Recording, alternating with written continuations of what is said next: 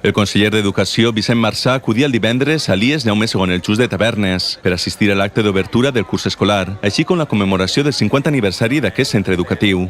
Encara que sense donar terminis concrets, Marsà reconeixia que és evident la necessitat de que la Generalitat aborde una reforma de les actuals instal·lacions i per això els tècnics de la Conselleria ja han redactat un informe previ en el qual es deixa constància de les necessitats que té l'Institut. El conseller recordava durant la seva visita a Tavernes que quan es va constituir el nou govern autonòmic no existia projecte algun per a la reforma de l'IES Jaume II el Just i que ha estat el seu equip el que s'ha posat a treballar en aquest sentit. No ens agrada prometre, perquè nosaltres no som d'aquells que prometem sense més. Nosaltres ens comprometem a treballar i a seguir fent les coses ben fetes. I igual que durant molt de temps l'administració de la Generalitat Valenciana havia promès fins i tot que es construirien centres el dia següent, el mes següent, i no n'hi havia ni els planos fets, nosaltres això no ho anem a fer. Anem a anar la veritat sempre per davant. Quan vam arribar no hi havia res. Des que hem arribat nosaltres hem estat avançant. Ja hi ha aquest mapa de necessitats, aquest pla de necessitats ja fet, i per tant a partir d'ahir començarem amb els següents passos per tal de fer possible la infraestructura amb la màxima rapidesa possible.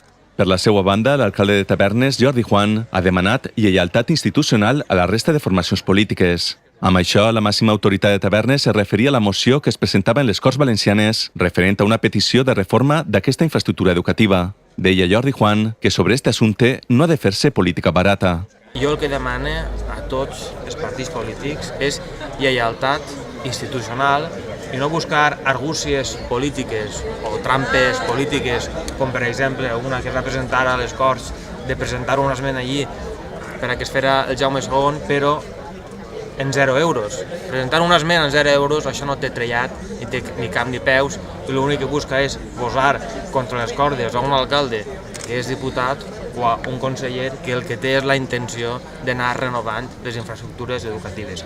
També la directora de l'IES Jaume II, Esperança Micó, agraïa el compromís de les autoritats per reformar el centre. És un gran pas que hagi vingut a veure el centre i confiem que per a mi ja és un compromís, les paraules que ella ha dit, de mirar a veure que siga possible la reforma del nostre institut i que així promeses anteriors realment, finalment, siguin una realitat.